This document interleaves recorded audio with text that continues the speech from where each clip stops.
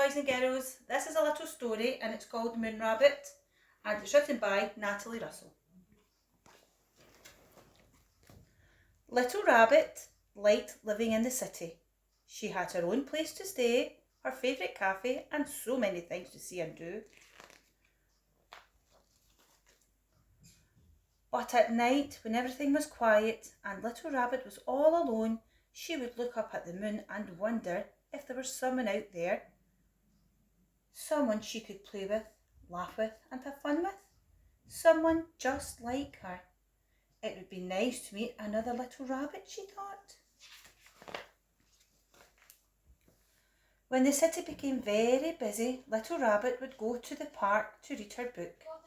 One day, as Little Rabbit read, she heard the most beautiful music floating on the air. She lay back and listened. The park was so peaceful and the sun was so warm that Little Rabbit's eyes began to close, and very soon she was fast asleep. When Little Rabbit woke up, the sun had gone and the moon was shining brightly. It was past Little Rabbit's bedtime, but in the distance she could still hear music, and it was the kind of music she liked. So Little Rabbit picked up her book and followed the sound through the trees, and there she saw a rabbit, a brown rabbit who was playing a guitar, making music that made Little Rabbit want to dance.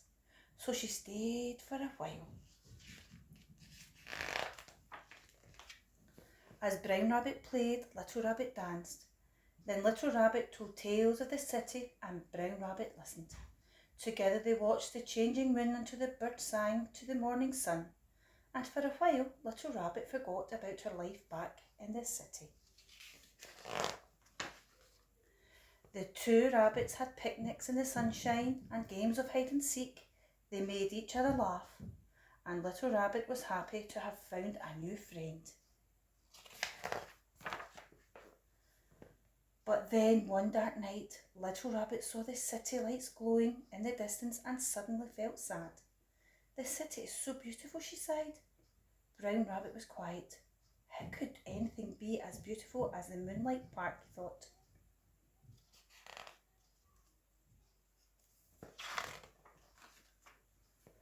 Brown Rabbit didn't like to see his new friend feeling sad, so he played his guitar and danced around Little Rabbit.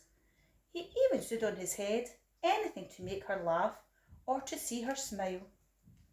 But there was nothing he could do to make her happy. It's time for me to go home, said Little Rabbit.